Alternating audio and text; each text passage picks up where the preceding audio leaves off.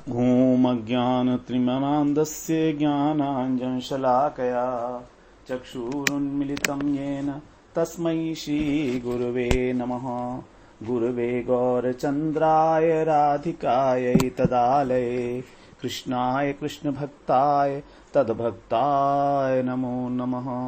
नमो विष्णुपादाय गुरुप्रेष्ठाय भूतले श्रीमद्भक्तिवेदान्त माधव इति नामिने साक्षात् गुरुसेवा मूर्तये शब्द ब्रह्मणि प्रतिष्ठितः पतितपावन चरित्राय नारायणाय प्रियो नमः। श्रीकृष्ण रूपाय सुमंगलाय श्रीगुरुकृपा विभूषिताय भावोल्लास भावप्रदानाय नमामि तस्मै गुरुमाधवाय। वृन्दावनेश्वरि तवैव पदारविन्दम् प्रेमामृतैकमकरन्दरसौघपूर्णम् हृद्यर्पितं मधुपते स्मरतापमुग्रम् निर्वापयत परम शीतलमाश्रयामि।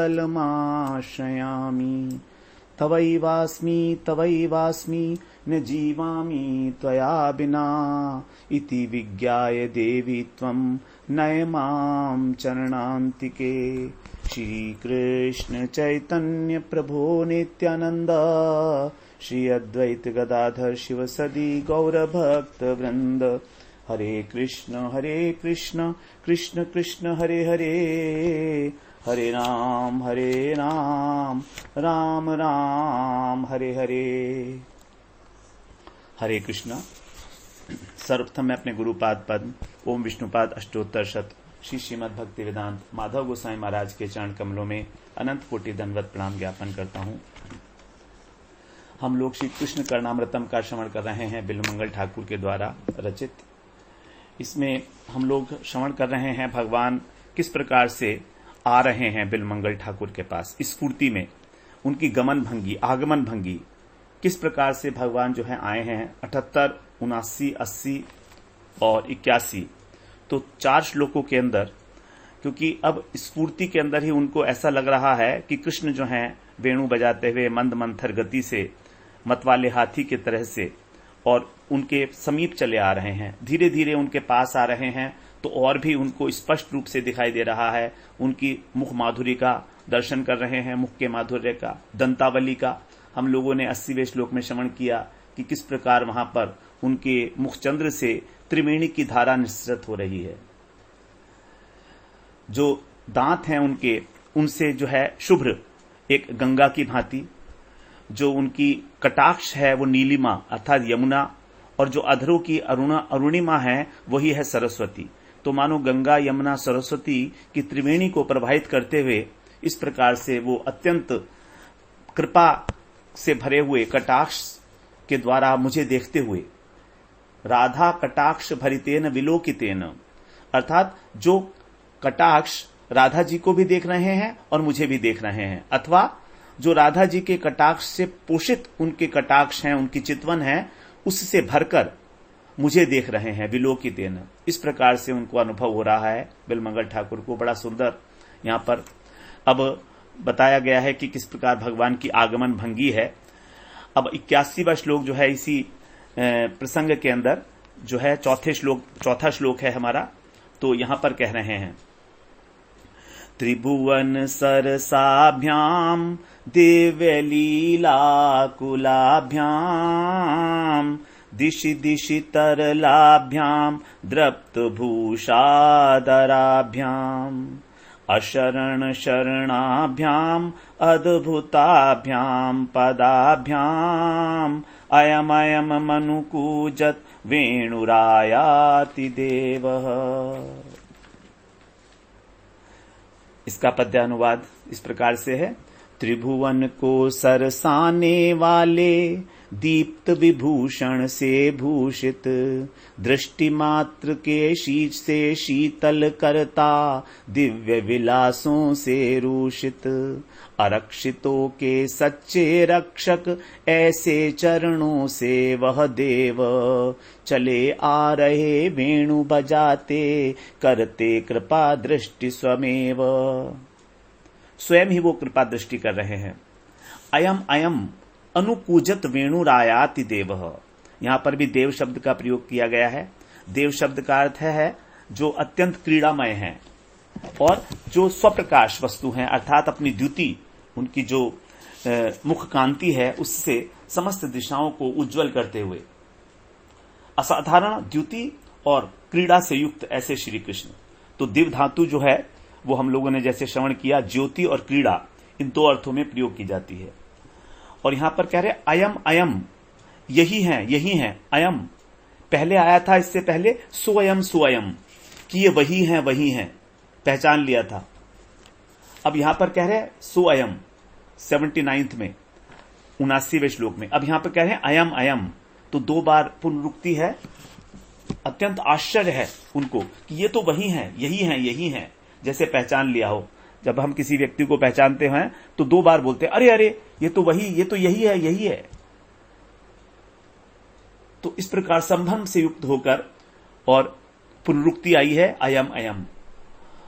अनुकूजत वेणु, जो निरंतर वेणुवादन कर रहे हैं, अनुकूजत वेणुवादन करते हुए और आ रहे हैं। कैसे आ रहे हैं?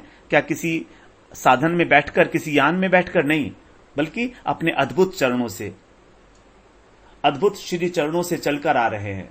ये है मेरे भाग्य की महिमा, अर्थात अपने चरणों का मुझको दर्शन कराते हुए आ रहे हैं।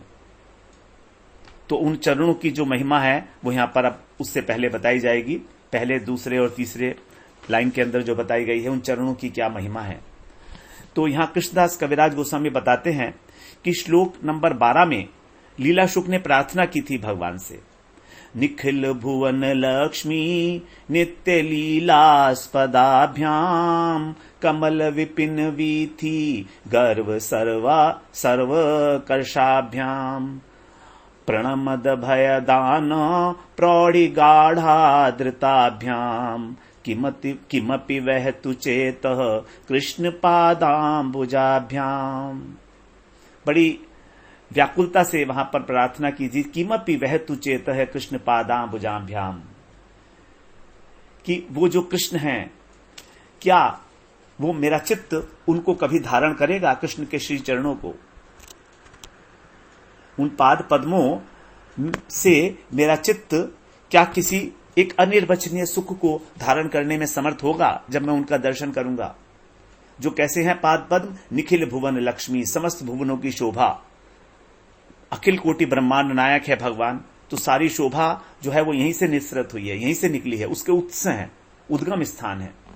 और नित्य लीलास्पदाभ्याम, और नित्य लीला के आस्पद हैं, भगवान की लीलाएं नित्य हैं। और जो कमल की श्रेणी की शोभा को भी, गर्व को खर्व करने वाले हैं, अर्थात नष्ट करने वाले हैं। तो कमल से भी अत्यंत कोमल, स्निग्ध और सुगंधित।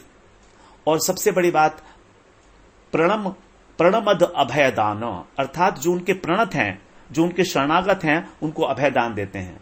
ऐसे वो प्रौढ़ि गाढ़ाद्रताभ्याम, सामर्थ्य है उनके अंदर, इसलिए वो आदृत हैं सभी के द्वारा। ऐसे चरण कमल, तो क्या ऐसे चरण कमलों को मैं अपने हृदय में धारण करके उस अनिर्वचनीय सुख को प्राप्त करूंगा? ये उत्कंठा उन्होंने व्यक्त की थी 12वें श्लोक में। अब वही जो है उत्कंठा भरी प्रार्थना यहां पर सफलीभूत हो गई है। तो परम उल्लास के साथ ये वाला श्लोक पढ़ा जा रहा है, इसलिए इसमें आ गया 2 बार अयम अयम देवः, कि जो मैंने प्रार्थना की थी ये तो वही देव हैं जो अद्भुत द्युति और क्रीड़ा से संपन्न हैं, अद्भुत तरीके से आ रहे हैं। तो चरण कमल की अद्भुतता क्या है उसी को बताया जा रहा है।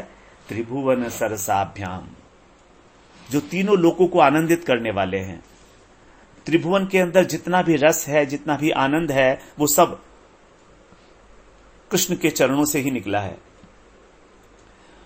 दिव्य लीला कुलाभ्याम, और जो अनेक अनेक प्रकार की लीलाएं करने वाले हैं, दिव्य लीलाएं करने वाले हैं। भगवान स्वयं दिव्य हैं, तो आनंद प्रद दिव्य लीलाओं के जो स्थल हैं एकमात्र दिशि दिशि तरलाभ्याम, और दिशाओं दिशाओं में अत्यंत चंचल गति से उनके जो चरण हैं वो नृत्य करते हुए आ रहे हैं।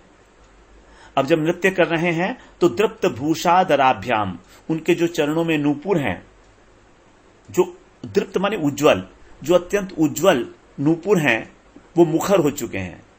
तो ऐसे उज्जवल और मुखर नूपुर और अन्य अलंकारों से जो विभूषित हैं। अशरण शरणाभ्याम, जो अशरण हैं, जिनकी कहीं कोई शरण है, उनको शरण देने वाले। अद्भुताभ्याम, ऐसे जो अद्भुत चरण कमल वाले। वेणु बजाते हुए अनुकूजत वेणुर आयाति देवः, वो यही देव है जो मेरे पास आ रहे हैं। तो जो भी वृंदावन के मार्ग पर आरूढ़ होते समय उत्कंठाएं उनके हृदय के अंदर उठी थी, उन्होंने अपने प्रलाप के द्वारा जिन्हें व्यक्त किया था, वही अब वृंदावन में जब प्रवेश किया तो सारी जो है पूरी हो रही हैं। आज उन्हें अपने आराध्य इष्ट देव वृंदावन बिहारी रासविलासी श्री कृष्ण के दर्शन हो रहे हैं। उनकी ललित लीलायुक्त माधुरी का आस्वादन करके अपने को परम परम कृतार्थ और सौभाग्यवान मानते हैं। उनकी वो अनवरचनीय रस को प्राप्त करने की जो इच्छा थी, उसके आस्वादन करने की इच्छा थी, किमपि वहतु चेतः कृष्ण पादाम्बुजाभ्याम, आज पूरी हो गई है। इस प्रकार से जो सकल निगम वल्ली, सभी जो वेद हैं, निगम हैं, पुराण हैं, उन सब के जो मधुराति मधुर सरस फल हैं, श्याम सुंदर ब्रजेंद्र नंदन, उनको जब अपने समीप आ रहे हैं तो बिलमंगल आनंद से विह्वल होकर कहते हैं कि देखो देखो, ये मेरे ही देव हैं, अपने चरणों से आ रहे हैं चलकर, पादुकाहीन चरणों से चलकर, अत्यंत सुकुमार हैं। ये इनकी कृपा ही तो है जिससे कि मैं निरावृत रूप से इनकी रूप माधुरी का पान कर सकूं और अपनी चिर संचित जो पिपासा है इनके चरणों को अपने हृदय में धारण करने की, उसको पूरा कर सकूं। ये चरण कमल बड़े अद्भुत। अब इसकी अद्भुतता को बताया जा रहा है त्रिभुवन सरसाभ्याम। सबसे पहले जो बताया त्रिभुवन सरसाभ्याम, अर्थात जो त्रिभुवन है, 3 भुवन, पूरा ब्रह्मांड, पूरे ब्रह्मांड को 3 भुवनों में विभाजित किया गया है। पृथ्वी लोक, पृथ्वी से ऊपर के लोक और पृथ्वी से नीचे के लोक, मर्त्य लोक, उच्च लोक और अधोलोक, 3 प्रकार के। तो ये जो 14 भुवन है, इन सब के अंदर इनको त्रिभुवन कहा गया है। तो ऐसे जो त्रिभुवन की जितनी भी वस्तुएं हैं, वो सभी जो जितना उनके अंदर रस भरा हुआ है, वो सब रस जो है इन्हीं से है। एकमात्र परम आनंद के रस स्वरूप तो यही हैं। इस त्रिभुवन के अंदर जो रस देखते हैं उसको बनाने वाले यही हैं। इनके अतिरिक्त अखिल ब्रह्मांड में ना तो कोई रस सरस पद है और ना ही कोई इस प्रकार की सरसता को संपादित कर सकता है। इनके पाद पद्मों से ही घन वर्षा धारा की भांति एक अविरत आनंद रस की धारा जो है वो निकल रही है, और उसी से ये जो सारी धरती है, सारा त्रिभुवन है, ये तृप्त हो रहा है। जितना भी आनंद, जितना भी सौंदर्य इस त्रिभुवन में व्याप्त है, उस सब का उद्गम स्थान है कृष्ण के चरणारविंद। विश्व में हम लोग, संसार में आकर हम लोग जो हैं कंचन, कामनी इत्यादि जो माइक वस्तुएं हैं, उनके अंदर आनंद की कामनाएं करते रहते हैं जीवन भर।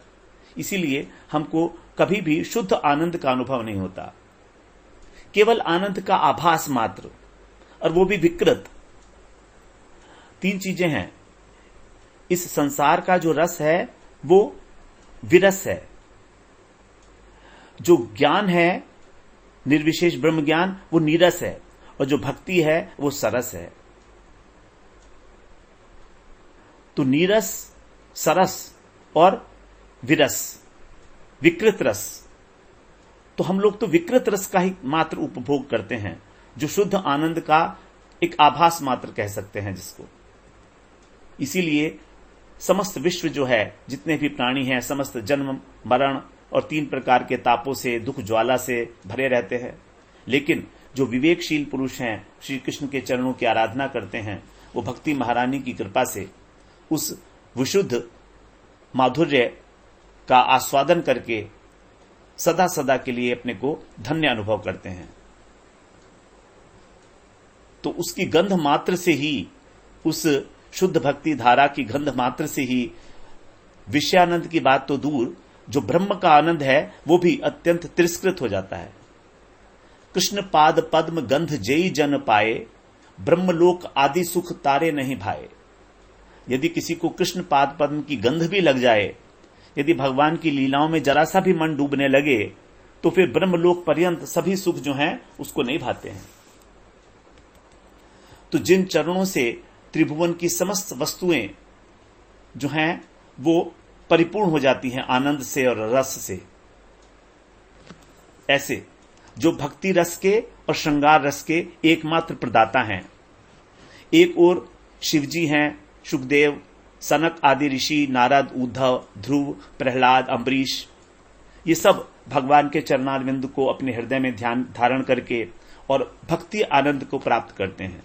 वहीं पर दूसरी ओर वेद माता गायत्री, दंडकारण्य के जो ऋषि जिन्होंने तपस्या किया था गोपाल मंत्र के द्वारा, ये भी, और अनेक अनेक जो देव कन्याएं हैं, मिथिलापुर की जो स्त्रियां हैं, जो छाया सीताएं हैं, वो सब ब्रज में गोपी रूप धारण करके आई हैं।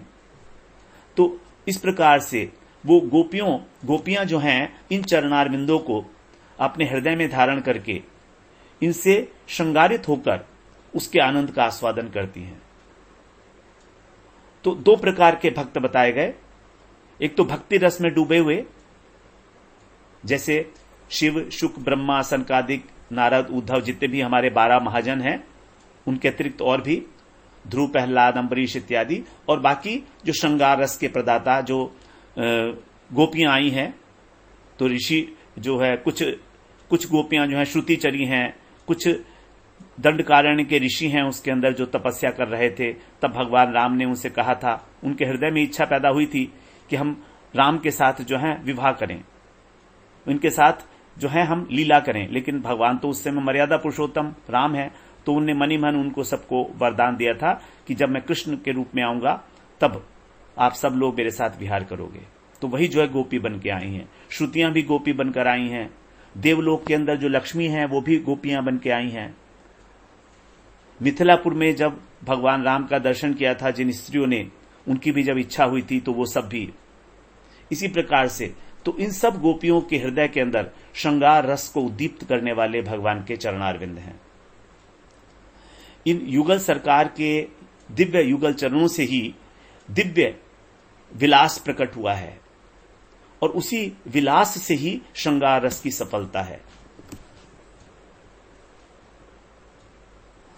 विलास का अर्थ हम लोग श्रवण किए थे, जो चेष्टाएं हो जाती हैं अंगों के द्वारा, उसको बोलते हैं विलास। और केली का अर्थ है मिलन, राधा और कृष्ण का जो मिलन है वो केली है, और जो विलास है उनके अंगों की जो चेष्टाएं देखी जाती हैं उसको बोलते हैं विलास।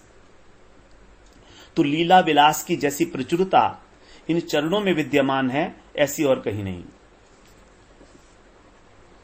जाके एक ही बिंदु को है सब जग में खेल, सो रस सिंधु श्याम है यह सिद्धांत अपेल।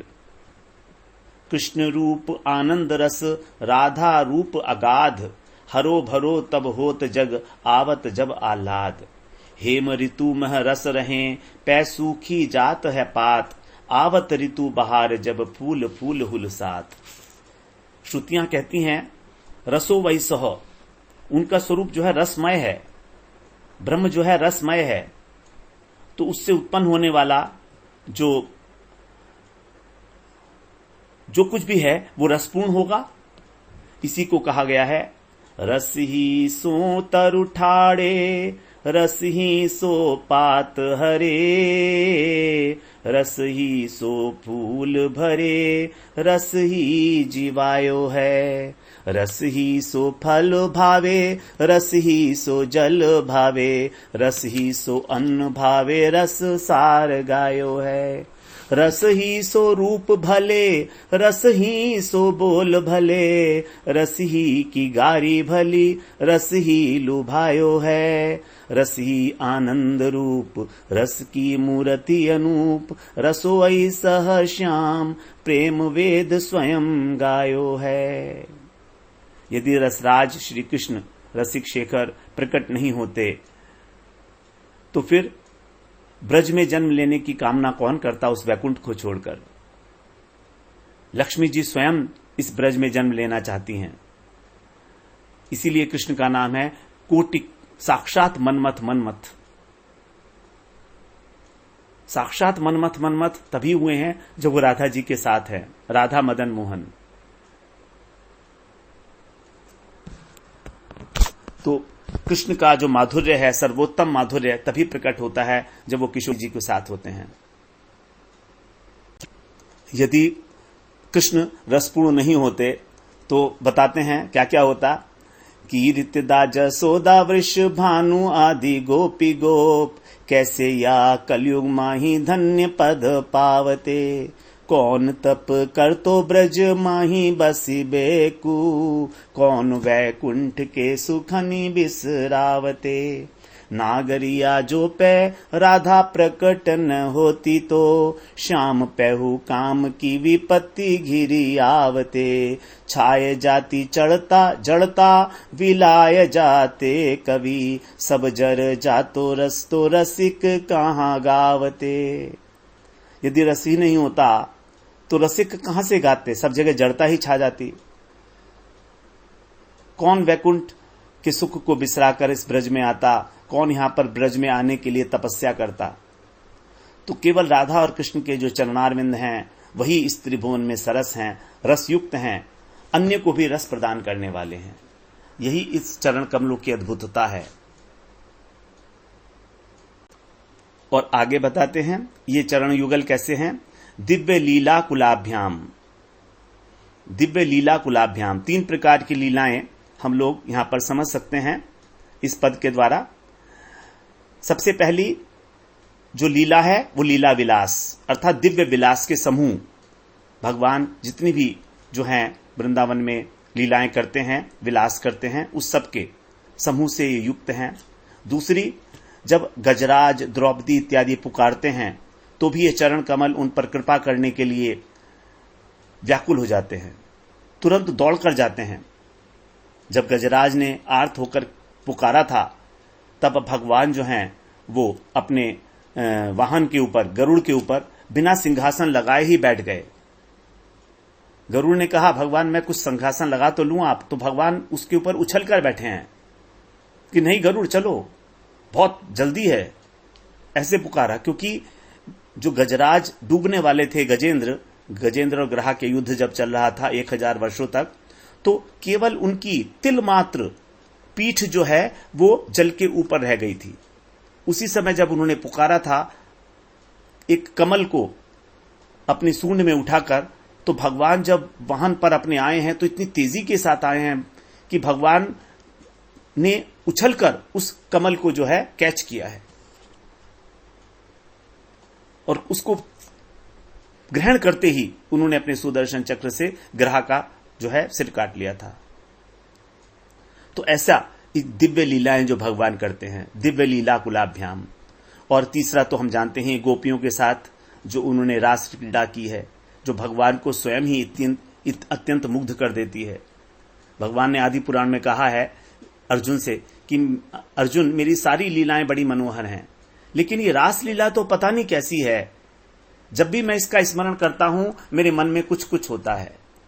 भगवान स्वयं ये कह नहीं पा रहे हैं कि क्या होता है, कुछ कुछ होता है।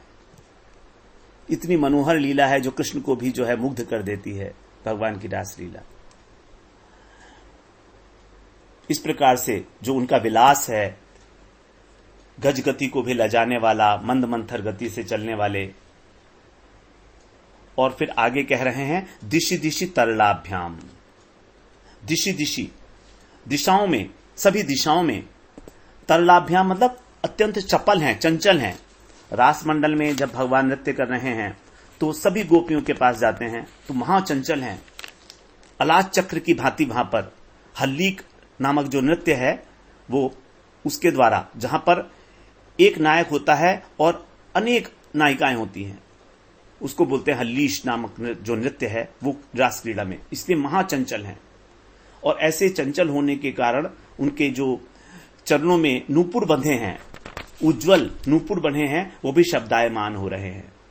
दीप्ता दीप्ता, दृप्ता, दृप्ता का मतलब दीप्त, जो अत्यंत उज्जवल हैं ऐसे, और शब्दायमान होने वाले ऐसे भगवान के जो नूपुर हैं वो भी। तो जिनकी जो गति है, नित्य गति अत्यंत चपल है। और यहां पर दिशि दिशि तरलाभ्याम, पाठांतर में कहीं कहीं सरसाभ्याम भी आया है। दिशि दिशि सरसाभ्याम अर्थात प्रत्येक बार जब वो अपने चरण रखते हैं तो जैसे नई नई कृष्ण की माधुरी वहां से निसृत होती है। कृष्ण की जो रूप माधुरी है, माधुर्य है, वो हमेशा नित्य नवायमान है, कभी भी पुराना नहीं पड़ता। मथुरा की रमणियों ने भगवान को जब दर्शन किया था तो कहा था नूतन अनुसभाभिनवम, नूतन, नित्य नूतन है। श्री पाद पद्मों का जब संपर्क होता है तो ब्रज में सभी कुछ नित्य नवायमान हो जाता है। नव वृंदावन, नव नव तरुगण, नव नव विकसित फूल, नव बसंत, नव मलयानिल, मातल नव अलिकुल, सब कुछ ही वहां पर नया नया है।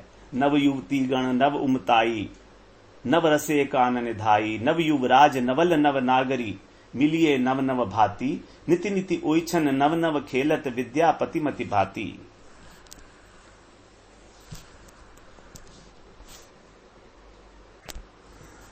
बताया है एक पद में, नयो नेह नव रंग नयो रस, नवल श्याम वृषभानु किशोरी, नव पीतांबर नवल चूनरी, नई नई बूंदन बीजत जो गोरी, नव वृंदावन हरित मनोहर, नव चातक बोलत मोर मोरी, नव मुरली जुमलार नई गति, श्रवण सुतन सुनत आए घन घोरी, नवभूषण नव मुकुट विराजत, नई नई उरप लेत थोरी थोरी, हित हरिवंश असीस देत मुख, चिरजीवो भूतल यह जोरी।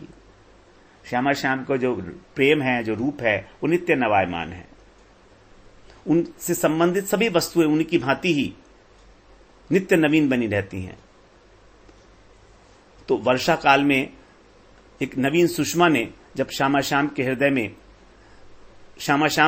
में नित्य प्रेम का, नवीन रुचि का उद्दीपन किया, तब यहां पर बता रहे हैं कि उनका जो आपस में परस्पर नेह है वो अत्यंत नया है। उनका रंग ढंग नया, उनका अनुभव भी नया, उनका रूप सौंदर्य भी नया, नया पीतांबर है, राधा रानी की चुनरी नवीन है, नई नई बूंदों से वो भीग रही हैं। अर्थात उनके हृदय के अंदर प्रेम विलास की नई नई तरंगे उठ रही हैं। नवीन वृंदावन अपनी हरियाली से अत्यंत मनोहर बना हुआ है। नवीन चातक और नवीन मोर बोल रहे हैं। नई मुरली में मल्हार राग जो गाया जा रहा है वो भी नई गति से बज रहा है, जिसको श्रवण करके मेघ घिर आए हैं। श्यामा श्याम के जो आभूषण है वो अत्यंत नवीन है, उनके मुकुट की शोभा नवीन, और ठहर ठहर के जो वो नृत्य की नवीन नवीन गतियां लेते हैं तो वो भी सब नवीन है, नृत्य की नई नई उरप तिरप। तो जो ये दोनों ही नित्य नवीन होकर विराजमान है, इसीलिए उसको कहा गया सरसाभ्याम, दिशि दिशि, प्रत्येक दिशा के अंदर अत्यंत तरल हैं, अत्यंत चंचल हैं। अब आगे कह रहे हैं अशरण शरणाभ्याम। जो अशरण है, जिनका कोई नहीं है, उनके एकमात्र आश्रय हैं। शरण शब्द के दो अर्थ होते हैं, एक तो आश्रय और एक रक्षक। अर्थात जो अत्यंत सुदुराचारी हैं, जिनको अन्य कोई आश्रय नहीं है, कोई स्थान नहीं है, उनके लिए भी एकमात्र स्थान जो है ये चरण कमल है। जो अपने प्रति द्वेष भाव रखने वाली जो पूतना थी, उसको भी धात्र्योचित गति दे देते हैं। उनको छोड़कर किसकी शरण में जाएं? कम वा दयालुम शरणम व्रजेम। भगवान ने पूतना जो उनको मारने के लिए आई थी, उसको भी मात्रोचित गति दे दी। तो इस प्रकार से, और जो गोपियां हैं सब कुछ अपना घर, लोक मर्यादा, लज्जा, कुल, धर्म सब कुछ त्याग कर कृष्ण के लिए आई हैं। उनके तो एकमात्र आश्रय श्री कृष्ण के ही चरण हैं।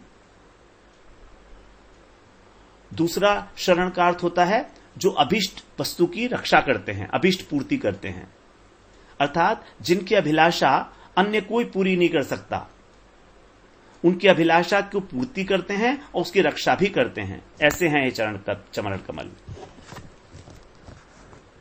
इन चरण कमलों ने कहां कहां किस किस की आशाएं पूरी की हैं वो बताते हैं।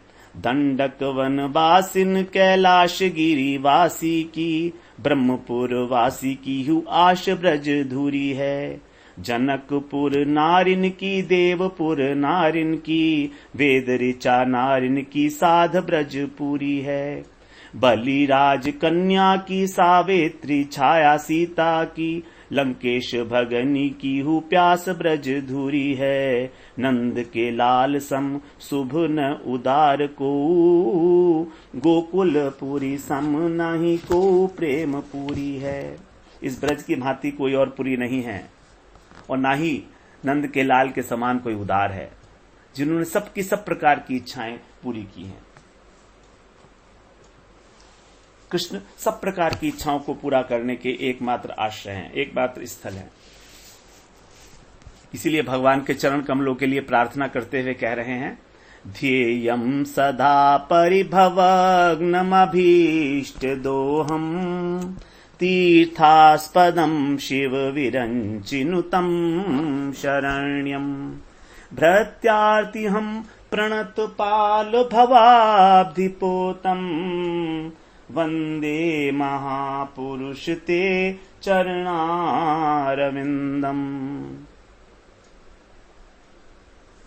वंदे महापुरुष ते चरणारविंदम। करभाजन ऋषि राजा निमि को 11वें स्कंध में 5वें अध्याय के 33वें श्लोक में कह रहे हैं कि हे प्रभु आप कैसे हैं। ध्येयम सदा परिभवग्नम अभीष्ट दोहम। ध्यान करने योग्य केवल वस्तु आप ही हैं, आपके चरणारविंद। आप माया मोह से, जो संसार के अंदर माया मोह के कारण जो हम आसक्त हैं, फंसे हुए हैं, उसका अंत करने वाले हैं। परिभवग्नम और अभीष्ट दोहम अर्थात भक्तों के अभीष्ट वस्तु को दान करने वाले कामधेनु के भांति हैं, जो तीर्थों को भी तीर्थ बनाने वाले हैं, तीर्थ स्वरूप, ऐसे तीर्थास्पदम। और शिव ब्रह्मा इत्यादि जो बड़े बड़े देवता हैं जिनको नमस्कार करते हैं। और शरण्यम, शरण्यम माने सबके जो भी आपके शरण में आना चाहे वो उसको आप स्वीकार करते हैं। और भृत्यार्ति हम, भृत्य बोलते हैं सेवक को। तो जो सेवक है उसकी तो विशेष रूप से आप सब प्रकार की आरती और सब प्रकार की विपत्ति अर्थात दुखों के नाशक हैं। और भवाब्धि पोतम, संसार सागर से पार जाने के लिए जहाज हैं। पोत का मतलब जहाज, क्योंकि संसार से पार होने के लिए किसी चीज की आवश्यकता है, जहाज चाहिए। एक ऐसा जहाज हो सुदृढ़, तो भगवान के चरणारविंद से बढ़कर और क्या जहाज है। वंदे महापुरुष ते चरणारविंदम। मैं ऐसे महापुरुष की चरणों की वंदना करता हूं, आपके चरणों की वंदना करता हूं। चरणारविंद की महिमा तो गोपियों ने भी बहुत गाई है। प्रणत कामदम पद्मजार्चितम। प्रणत कामदम, जो आपके प्रणत हैं, जो आपके भक्त हैं, आपके शरणागत हैं, उनकी सभी इच्छाओं को पूरा करने वाले। प्रणत देहि नाम पाप कर्षणम। जो चरण कमल कैसे हैं, शरणागत प्राणियों के सब पापों को नष्ट करने वाले हैं। पाप कर्षणम, ऐसे आपके चरण कमल। श्री निकेतनम, सौंदर्य की और माधुर्य की जो खान है, लक्ष्मी जी भी जिनकी सेवा करती हैं, ऐसे भगवान के चरण कमल जो सब कुछ देने वाले हैं, तो रक्षक भी हैं और अभीष्ट वस्तु को देने वाले भी हैं। ऐसे हैं भगवान के चरण कमल। तो इन चरण कमलों का ही ध्यान आने पर बिलमंगल ठाकुर का जो हृदय है वो तरंगायित हो रहा है। आज उनके आराध्य देव साक्षात मूर्तिमंत होकर, रस रूप होकर वंशी बजाते हुए उनकी ओर चले आ रहे हैं। एक असाधारण सौभाग्य का उदय हुआ है, इसीलिए अत्यंत विभ्वल हुए हैं। लीला शुक बिलमंगल जो है साक्षात कृष्ण का अनुभव करते हुए श्लोक पढ़ रहे हैं। साक्षात कि आपके जो चरण कमल हैं वो दिव्य गति और दिव्य लीलाओं के आश्रय हैं। आप जिन लोगों के साथ दिव्य लीला करते हैं गोपियां, उनकी आप व्याकुलता को जगाने वाले हैं। आप दिशा दिशाओं में तरल, अर्थात गोपियां जिस जिस दिशा में जाती हैं आप उन्हें ले आने के लिए श्री चरण अत्यंत चंचल हैं। जहां जहां गोपी जाती हैं वहां वहां कृष्ण चलते हैं, राधा जी के पीछे पीछे चलते हैं। और कैसे हैं? जिनसे दृप्त भूषाधराभ्याम, नूपुर इत्यादि जो आभूषण हैं उनसे जो नाद निकल रहा है। इसीलिए तो मानो चरणों की गति जो है उससे नूपुर की ध्वनि बड़ी उल्लसित हो गई, बड़ा उल्लास हुआ नूपुर की ध्वनि को। और अब नूपुर की ध्वनि जो है वो उनका आदर कर रही है, उनकी आरती उतार रही है। उस गति की, चरण की गति की आरती उतार रही है, इसलिए आदृत कहा। आदर युक्त, जिससे आदरित हो रही है वो। अथवा आपके जो श्री चरण हैं वो ध्वज, ब्रज इत्यादि, वज्र इत्यादि जो 19 चरण चिन्ह हैं भगवान के, उन चिन्हों से युक्त होने के कारण अत्यंत आदृत हैं, सबके द्वारा आदृत हैं। जिनकी कोई भी शरण नहीं, ऐसे अशरण शरणम भव भय हरणम, जिनकी जो एकमात्र गति है, अनन्य गति है।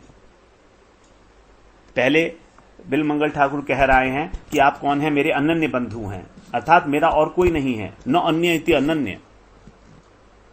तो ऐसे जो हम लोग अशरण हैं, एकमात्र उसके एकमात्र आप ही शरण हैं, एकमात्र आप ही आश्रय हैं। क्योंकि आपके श्री चरणों को छोड़कर हमारा अन्यत्र कहीं भी अभिष्ट सिद्ध नहीं होगा। इस प्रकार से जब हमारी भक्ति एकांतिक होती है तभी हमको भगवान के रस स्वरूप का आस्वादन होता है। भगवान के अंदर जो रस है, जो आनंद है, उसकी चमत्कारिता का जो अनुभव है, क्योंकि भगवान के चरणों में ही वो चमत्कारिता अपनी पराकाष्ठा को प्राप्त होती है। पहले श्रवण कराए हैं आप, चंचलता की सीमा, चपलता की सीमा, सब चीजों की पराकाष्ठा हैं। तो हमें उस पराकाष्ठा का अनुभव नहीं होता है। क्यों? क्योंकि अभी हमारी अनन्यता नहीं है। जब हमारी अनन्यता सिद्ध हो जाती है, जब सब में अपने एकमात्र इष्ट के ही दर्शन हो, न किसी से द्वेष है, न किसी से अन्य से किसी से हमें प्रेम है, कोई आसक्ति नहीं है, सबके प्रति एक आदर का भाव है। लेकिन जो हमारी आसक्ति है, जो हमारी रति प्रेम, वो सब हमारा कृष्ण के चरणारविंद में ही लगा हुआ है। तो जब हमारा मन, हमारा चित्त कृष्ण के चरणारविंद में अनुरक्त हो जाता है, उनके दर्शन करता है, तो हमें सारा का सारा जो त्रिभुवन है वो भी रसमय दिखाई देना लगता है। सिया राम मैं सब जग जानी, करहूं प्रणाम जोरी जुग पानी। जब हमारे चित्त में आप आ जाते हो, कृष्ण जब हमारे हृदय में आ जाते हैं, विराजमान हो जाते हैं, तब हमको वासुदेव सर्वम, सब जगह वासुदेवमय, पूरा जगत ही वासुदेवमय दिखाई देता है, अत्यंत सरस हो जाता है। अन्यथा तो ये सारा का सारा जगत एक विरस, एक विकृत रस को ही देने वाला है। तो ये बात बड़ी समझने की है कि साक्षात रस स्वरूप श्री कृष्ण होते हुए भी हमें उस रस का आस्वादन क्यों नहीं होता है। जब हम बिलमंगल ठाकुर के समान अपने हृदय में व्याकुल होकर और प्रार्थना करेंगे तो निश्चित रूप से कृष्ण का भी जो है मन, कृष्ण का भी जो चित्त है कहीं द्रवित होगा और उनकी कृपा, उनकी करुणा हमारे ऊपर बरसेगी। बरस तो रही है, लेकिन हम उसको धारण करने में असमर्थ हैं, क्योंकि व्याकुलता नहीं है, अनन्यता नहीं है। हमें भरोसा है अन्य अन्य वस्तुओं का, हमने आश्रय लिया हुआ है जगत की वस्तु का। तो जब तक कृष्ण का ही एकमात्र आश्रय नहीं होगा, तब तक भगवान हमारे को क्यों देंगे दर्शन। इस प्रकार से हम लोगों ने इन 4 श्लोकों में बड़ी सुंदर रूप से भगवान की जो आगमन भंगी है, किस प्रकार से उनको दर्शन दे रहे हैं आते हुए, उसको श्रवण किया। और इन चारों के बाद में अंतिम चौथे श्लोक के अंदर, अर्थात इस 81वें श्लोक के अंदर जो है, वहीं पर जो भक्तों का एकमात्र अभीष्ट है भगवान के चरणारविंद। भक्त चाहे कहीं से भी शुरू करे, लौटकर चरणों में ही आ जाता है। शुरुआत करता है मुखचंद्र से। भक्त भगवान के सौंदर्य से रीझता है तो उनके मुखचंद्र की महिमा का वर्णन करता है। त्रिवेणी में स्नान करा बिलमंगल ठाकुर ने, उनके मुखचंद्र की, मुख माधुरी की, और आकर अपने को स्वयं चरणों में समर्पित कर दिया। तो भक्त की जो पूरी की पूरी बातें हैं वो सब चरणों में आकर ही पर्यवसित हो जाती हैं। यही भक्त के हृदय का जो है समर्पण है। अगले सत्र में हम लोग फिर 82वें श्लोक में प्रवेश करते हैं। वांछा कल्पतरुभ्यश्च कृपा सिन्धुभ्य एव च पतितानां पावनेभ्यो वैष्णवेभ्यो नमो नमः।